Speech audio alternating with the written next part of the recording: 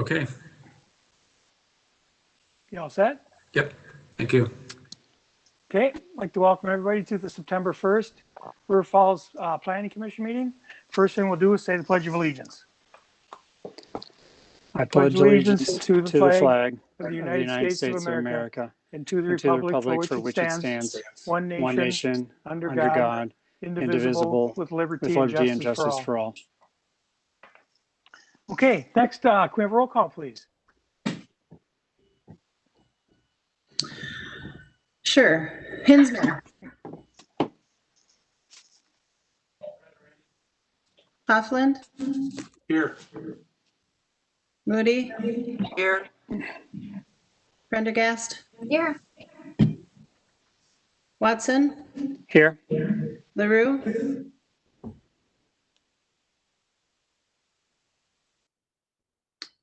Patricia, are you still here?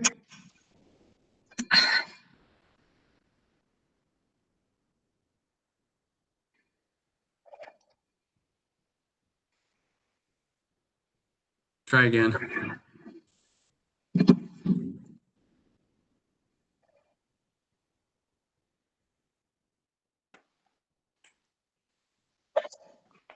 Are you with us, Patricia?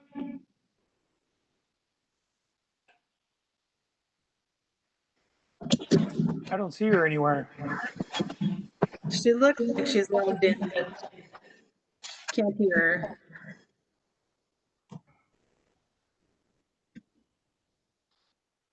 It looks like she's connected, but I'm not hearing it. Oh, there she is up in the corner.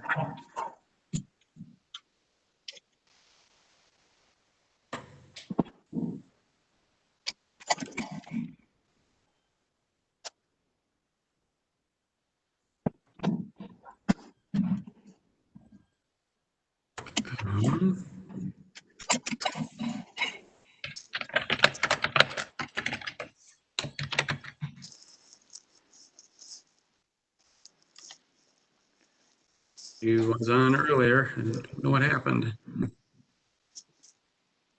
Try reconnecting, Patricia. Exit and reconnect.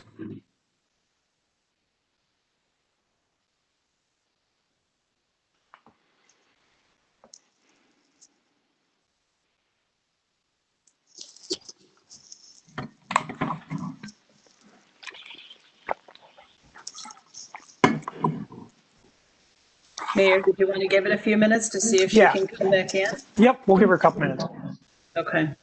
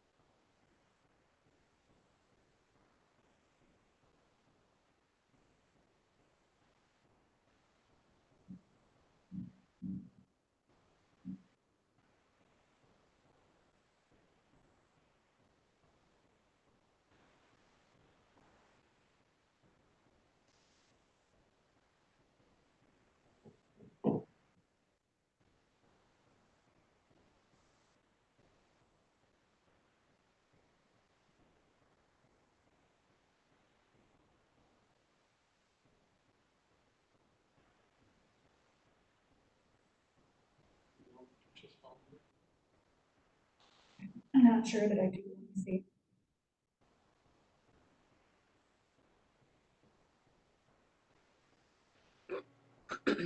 John, are we having any luck? Well, it looks like if we didn't have bad luck, we'd have no luck at all. So Yeah, that's about it. we'll try to connect with her and see if we can get her on here. But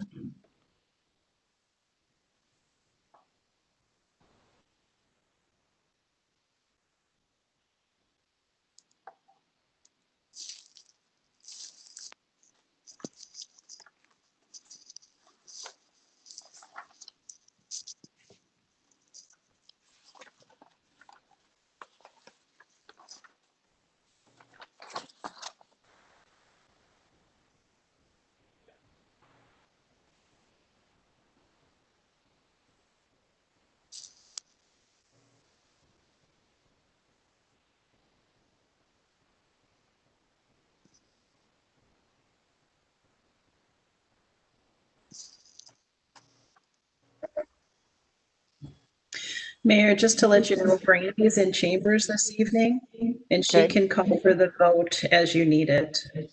Okay, I'll call on Brandy then.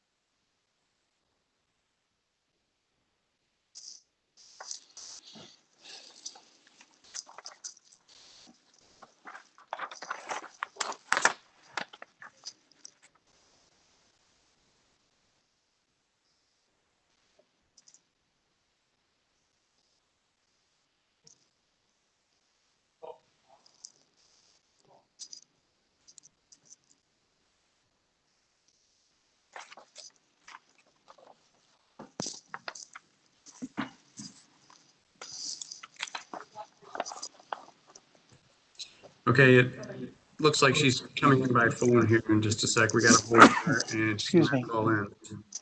So Okay. sure, right here.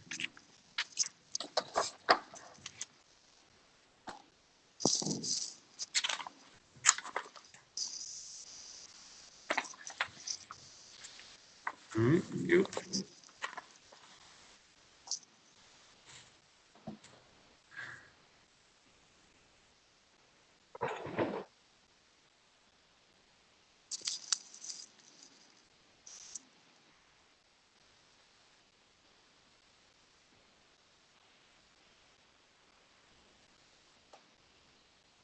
Patricia, are you there? Yes, this is Patricia. All right, there we go. Okay, we all set? I think so. I apologize for whatever's going on my side. I will Nope. bring my equipment down to John and he can help me. There was just this huge echo. It was just like echoing, so I got out of it. Anyway, I'm here. Nope, perfectly good. Thanks, Patricia. Okay. So let's, Amy, have you finished, you finished up roll call, right? Yes. Yeah, okay, sorry. Got to get back on track here. Okay, let's go to approval of the minutes from the August 4th Planning Commission meeting. I move to approve the minutes from the August 4th meeting. Second. Patricia seconds it. Okay, it's been first and second. Does anybody have any comments on it? Okay. Brandy, we have first and a second on the minutes from the August 4th meeting, if you want to call for the vote. Watson, Aye. LaRue, Yes. Moody, Aye. Prendergast, Aye. Hoffland, Aye. Hinsman,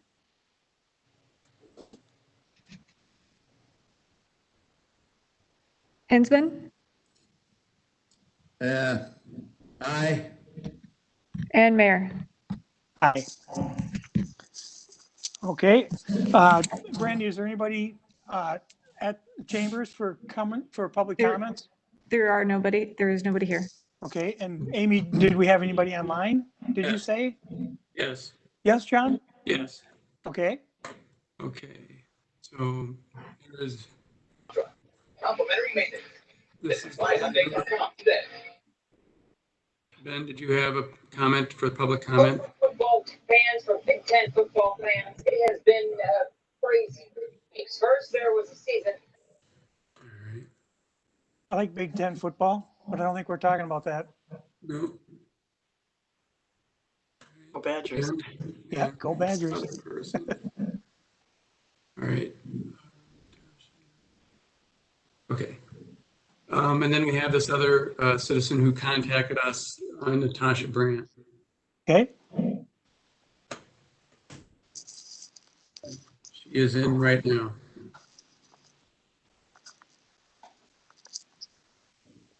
are you there, Miss Brandt? Yes. Hi, yes, we're here.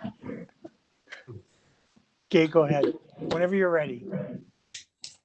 I'm sorry, I've never been to a meeting like this. Is this where we say our? Yep, this is part of, this is where we have public comments. If the audience has anything they want to talk about, now would be the time. Yeah, okay. My husband's actually gonna take care of that, so that way I can make sure the baby doesn't cry.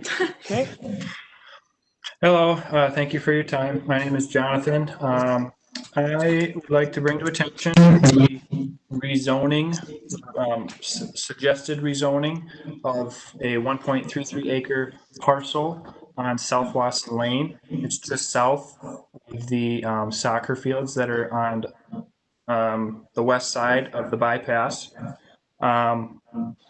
And we were just wanting to get on there because the rezoning is hoping to rezone from low density single family to either mid or high density multifamily zoning. And the parcel is bordering our north edge of our property. And we just had some concerns and some questions as far as that goes. First question. If there is anyone to answer these questions, or is there's, just, are we just putting them out there to be answered? This is actually where we do comments from you folks. Amy, would you be comfortable trying to answer his questions? Or would you rather wait till after we, hang on a second, Mr. Brandt. Would it be easier for you, Amy, when after Sam does his presentation on this? Which might answer some of their questions? Right, the presentation may answer some of those questions. Okay. Mr. Brandt, can you hang on? Can you watch the presentation?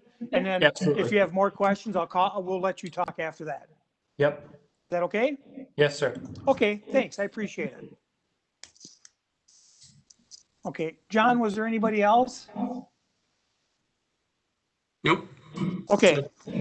Okay. Well, let's move on to Ordinance Resolution. This is a consideration of a PC resolution, Planning Commission Resolution 2020-05, recommending an amendment to the official zoning map and future land use map of the comprehensive plan of the city of River Falls for lot 1.5 on Wasson Lane.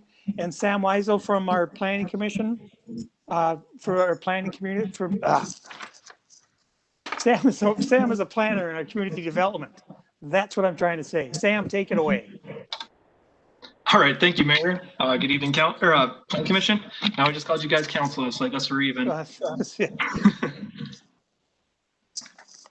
right, so.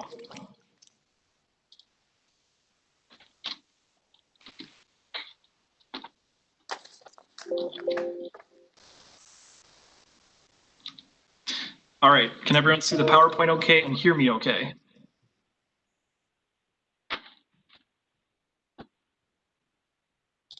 see a PowerPoint. Not yet. We can hear you, but we can't see your PowerPoint.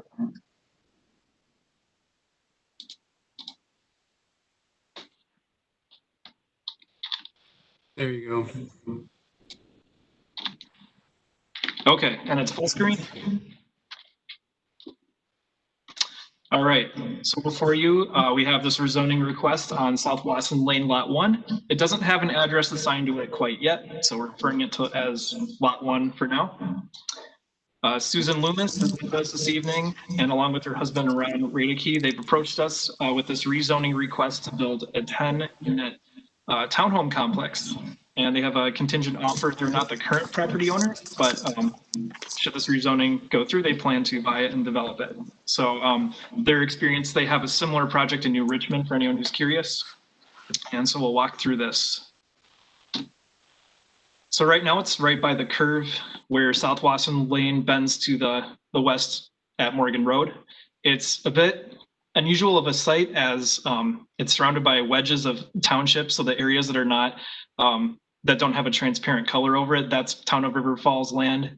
The municipal boundary is the black and white line. And then there's public right-of-way fronting the entire front of the property that accommodates utilities going to the stormwater ponds in the north. So that's how I think it got to be that shape. There's a shared access agreement with the neighboring parcel to the south. I believe that's Natasha's home, the guest that we have with us tonight. So hopefully this answers a few of their questions. And should this rezoning move forward, we expect the developer to go through development review where anything access related would have to be sorted out at that time. So right now it's currently zoned R1. Everything to the west is R1. It's important to note that these homes up to the north of Morgan Road are all single family homes. Just south of Morgan Road, they're zoned R1, but they're actually all 2-family homes. And if that were to be built new today, we would probably expect that to be R2 or higher. But they're okay being where they were because they were approved back several decades ago. To the south, you have Chippewa Valley Technical College under the school zone and some higher density residential multifamily housing. And then of course the bypass to the east sort of boxes in the property on one side. So here's a bit clearer picture of the zoning with the ETZ zoning. So the ETZ, for those not familiar, that's basically township lands under zoning that we partially manage. And that's depicted in the orange, and that's residential suburban, which is basically a low density residential zoning district.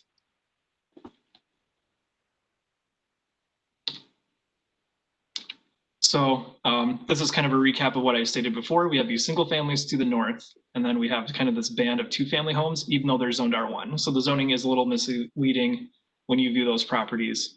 The subject properties in blue, it's currently R1, proposal for R2 again.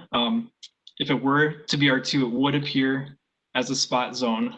However, it does form a continuous band with other attached medium density housing. And then of course, the multifamily and higher intensity uses to the south.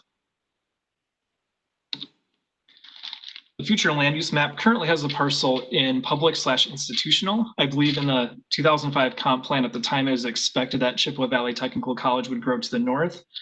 The latest I know from them is that their expansion will likely occur maybe to the more towards Cascade Avenue or towards South Wasson Lane before it would expand to the north, as previously thought. Here's an example of the building, and just a reminder that tonight only is dealing with the zoning, so this is just a concept for now. They would come through the full development review process to sort out all the details of the building itself at that time. They are 3-bedroom, 2-bathroom, 2-story townhomes with hardwood floors, granite countertops, upper balconies, rear patios, and a 1-car attached garage.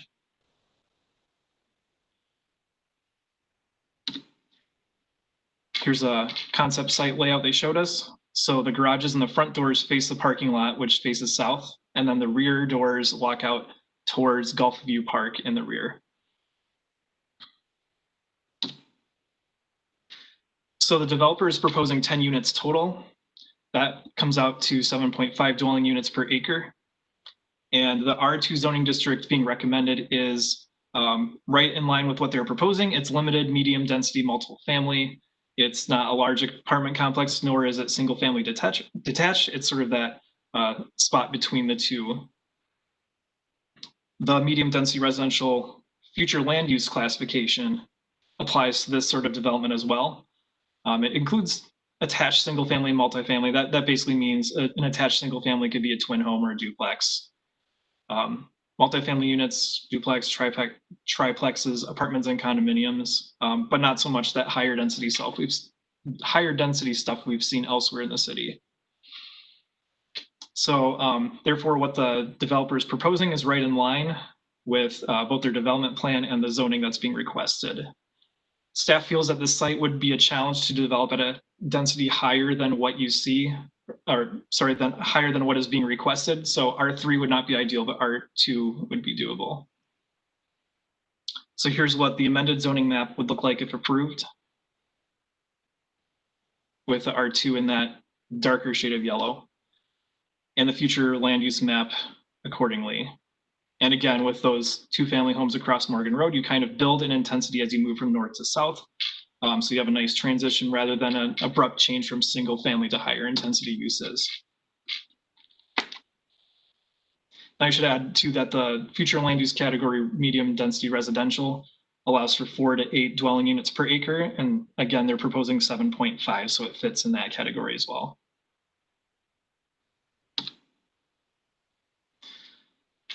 It's consistent with the official map. It doesn't conflict with any future roads. The housing needs analysis, as of June 30th, there's still projected demand for 684 multifamily units, or about 68 per year between now and 2030. Since then, 84 units have been approved on the west side, but that would still leave it at 600 units in 10 years, or 60 units a year. Also, the comprehensive plan, comprehensive plan supports providing a mix of land uses and housing densities and types throughout the city. This is one that is kind of that in-between spot. We see a lot of single family and we see a lot of larger apartment complexes lately, and this is in between. Finally, the campus corridor concept. This was a discussion with CVTC, sort of visualizing what could be done in this area. And as you can see, their growth will likely occur to the south rather than to the north. So this development would not conflict with their plans, to our knowledge. Staff did not receive any comments other than we have a guest who you met before who would like to speak tonight, so we will hear from them in a bit. The recommendation is to adopt the resolution attached in your packet to recommend to council to approve the R2 rezoning and reclassifying the future land use map for this site to medium density residential. The next steps would be the first and second readings at City Council. So the first one, there's no action taken. The second one, there's a public hearing and they would act upon it. So September 22nd, October 13th, both at 6:30 p.m. And after that, city staff would expect the developer to come through development review shortly after.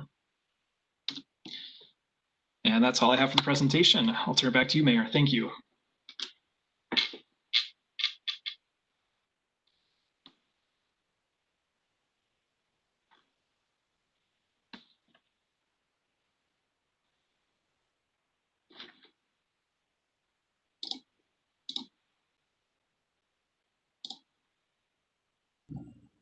Mayor, are you there? Sorry, yep, sorry, I was muted. So we'll go back, sorry about that. We'll go back to Mr. Brandt now and have him, Mr. Brandt, if there's any other questions you might have, if that didn't answer all your questions, you sure can ask Sam and Amy any other questions you might have. Oh yeah, thank you. There we go. Are we unmuted there? Yep. There Okay. you go. Again, thank you for your time. I'm sorry, I apologize. I would have sent in comments and such. No, this is fine. Date, but when we got the notice, we were actually headed into the hospital to have our baby at the time, and Congratulations. It's been a wild ride. So thank you. Yeah, I guess well, the first question, I don't know if this is applicable right now during this meeting, but we are curious as far as the townhouse goes. Will it be owner occupied or will it be rental? And again, not sure if that's applicable at this meeting or if at the next, but it is one of our main questions is, will they be up for sale to be owned, or will it be a rental type building? Amy, I'm assuming this will be rentals? Sam, if you could Or come Sam? back, you know that? I'm under the impression that they are rentals. The developer is also here if that's incorrect, but yes. Oh, that's right, okay. Mrs. Loomis is with us? Yes. Yep. Oh, okay. Yes, so they will be rental units, but we as owners are very much involved. We will have a management company working with them, but we are the people who mow the lawns and are there on a weekly basis managing things. And we don't live far. We live in Afton. Okay. All right, now.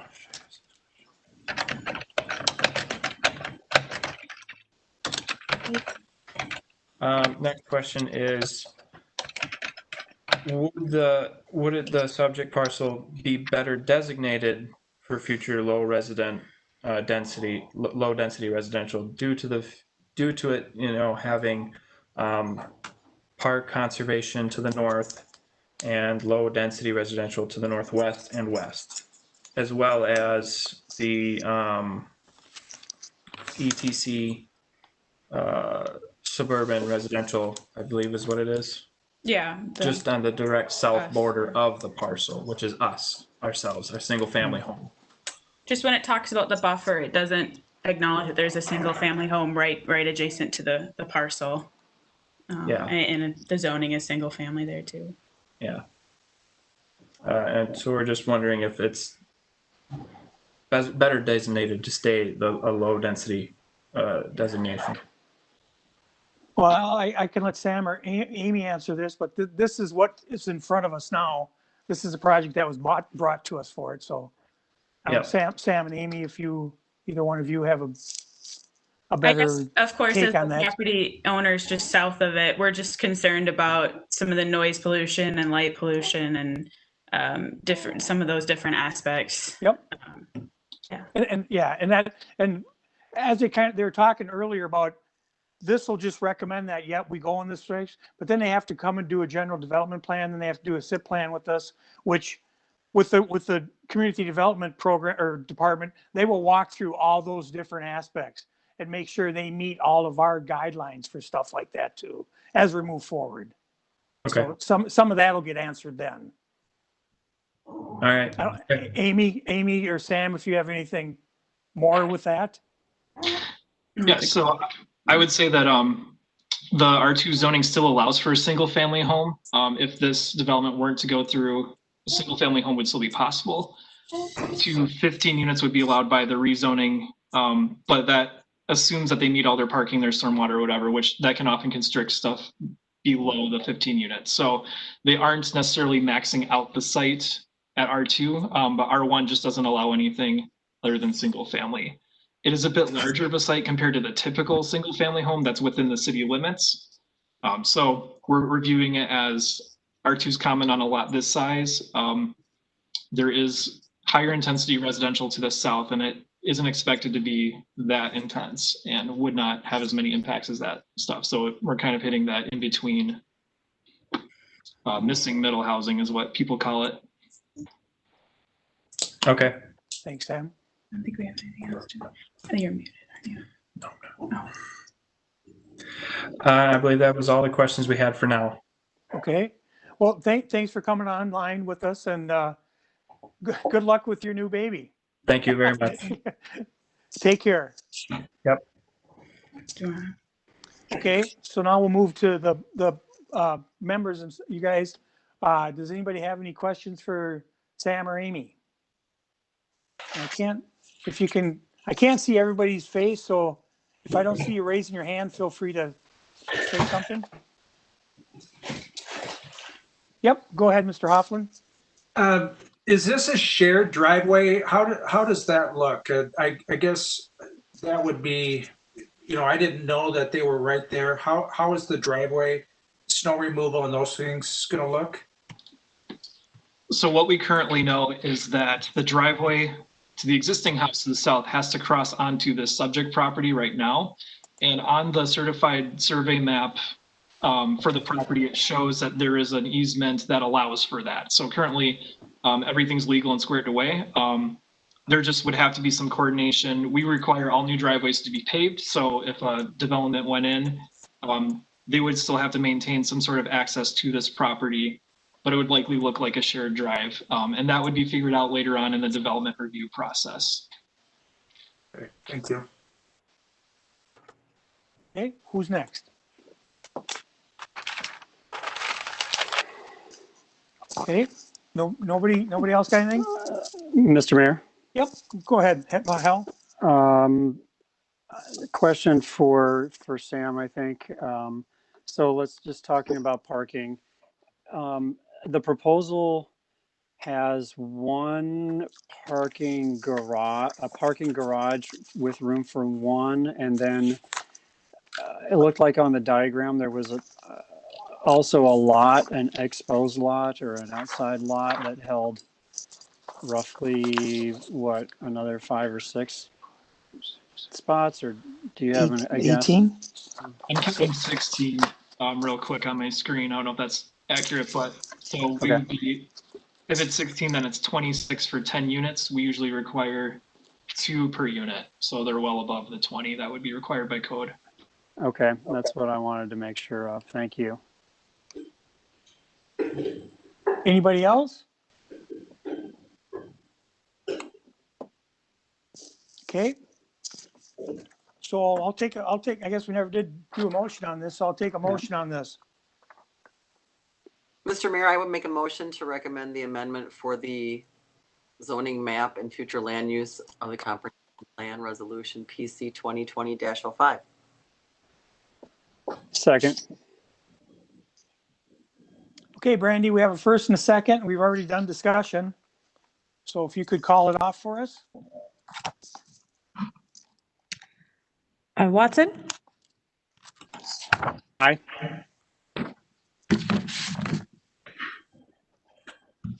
LaRue? Aye. Moody? Aye. Prendergast? Aye. Hoffland? Aye. Hensman? I'm sorry, Mr. Hensman, I didn't catch that. Aye. Got it. And Mayor? Aye. Okay, thank you. Okay, next we'll go on to consideration of ordinance amending chapter 16.10 of the geez, I can't even talk tonight. Extraterritorial subdivisions. Man. And Amy's got a little presentation for us. Sorry about that. Give me just a moment here to share my screen.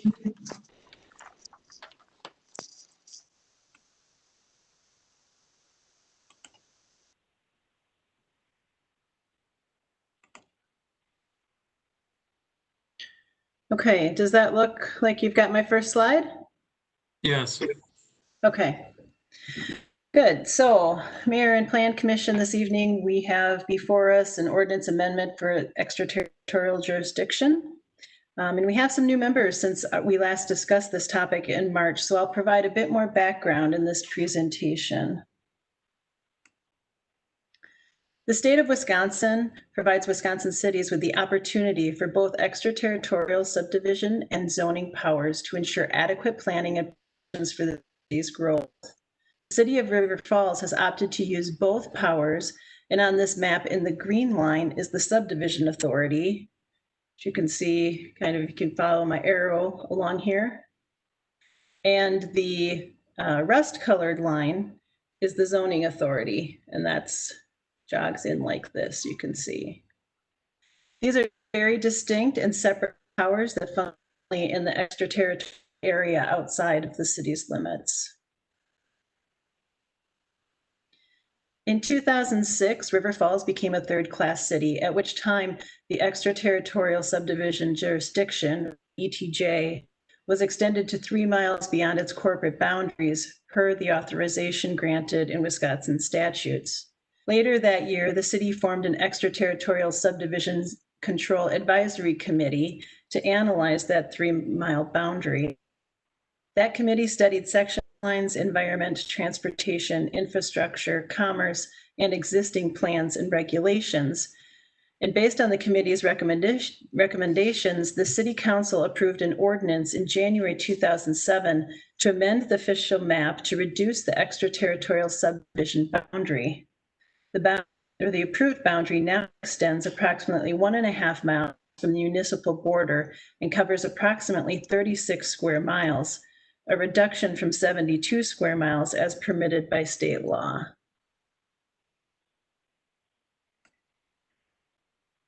Recently, EW Homes requested a waiver of the city's subdivision review authority in the town of Troy. The municipal code allows for an option for the city council to waive its review authority in the ETJ if more than half of the legal description of the proposed subdivision lies outside of the city's subdivision review area. Approximately 80% of the proposed subdivision is within the town of Troy. That's the blue area that you see here. In March, Plan Commission recommended denial to the council, and on August 11th, the city council approved the waiver. Legal counsel in reviewing the waiver recommended an ordinance update of Municipal Code 1610 that deals with extraterritorial subdivisions. Cities may enact ETJ ordinances on their own, and they regulate subdivision of land. If a city is looking to enact an ETZ ordinance, it will receive township approval and move through state statute requirements. The ETZ ordinance regulates use. Its current ETJ ordinance preserves land by prohibiting divisions smaller than 35 acres. It also references the preservation of ag land. The recent waiver requests and recent case law spurred a closer look at the city's ordinance and the proposed amendment before you this evening.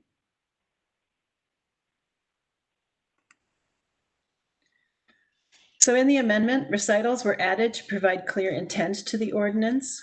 Language was removed that could be interpreted as providing decisions based on land use. And the provision to allow land division less than 35 acres but greater than 10 acres was provided with requirements. This amendment requires that the proposal conform to the official map and be able to reasonably accommodate municipal services in the future. It also states that proposed land divisions will not interfere with development of other land than 1,500 feet. And lastly, our current ordinance does not provide for an application fee of the waiver option. Thus, we have added that to the ordinance amendment. Your report references a resolution. However, it is the proposed ordinance amendment that is recommended for your approval this evening. With that, Mayor, I'll turn it back to you.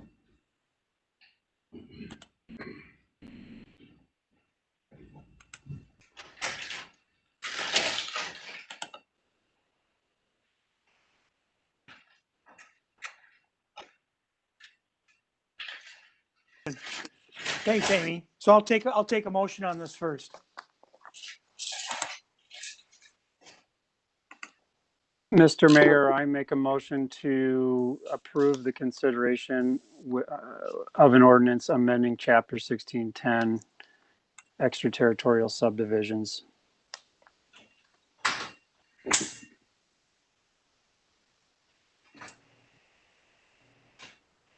I got a first. Do I have a second? This is Patricia. I second. Okay. We got a second? Now, discussion. Does any plan members have a comment or question?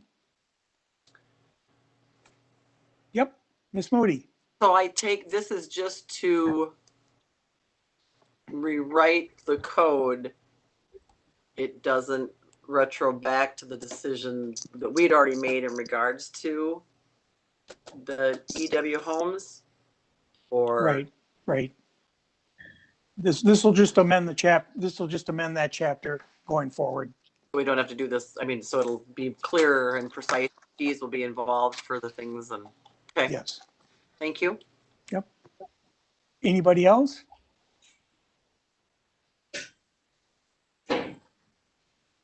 Okay, nobody else then? Okay, Brandy, you have a first and a second on this, if you want to call it off? Watson, Aye. LaRue, Yes. Moody, Aye. Prendergast, Aye. Hoffland, Aye. Hinsman, Aye. and Mayor. Aye. Okay, thanks, everybody. Now we'll move on to Director's Report with Amy. Sure, thank you, Mayor. Hope that all of you noted in Brandy's email to you that the November Plan Commission meeting will be moved to November 17th instead of the November 3rd meeting, which will interfere with our elections that night. So hope you can get that on your schedule and make that meeting. I did note that we are working on a FEMA ordinance update. We were notified by the DNR that we need to do an update by the end of the year, and we're asking some questions on if it needs to happen by December. We're trying to get that scheduled together, so there'll be more information forthcoming on that. From the planning side, I'll just highlight that we do have a Board of Appeals meeting next week on the 9th. This is for a variance on the property, 41 South Main Street. We have also been working on the development plans for the Quick Trip on the southeast side of the city. And on the engineering side, it's construction season. I'm sure you've probably noticed that. If you've been up on the east side of town, the jug handle is underway. And we recently had a microservice project on both the downtown streets and Cascade and a couple other locations in the city. So beyond that, I will answer any questions that you may have. Okay. Questions? Does anybody have any questions for Amy?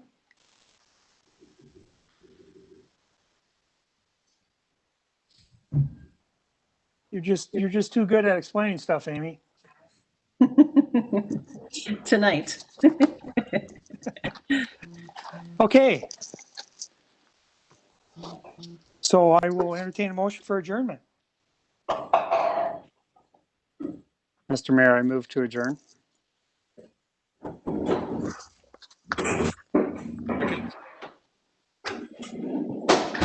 I believe I heard a second. Okay, Brandy, we have first and a second to adjourn. Hinsman,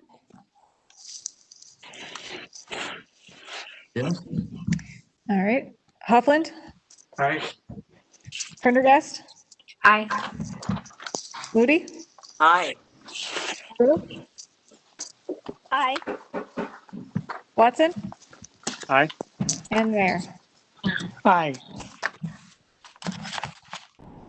Okay, we are adjourned. Thank you, everybody, for coming tonight.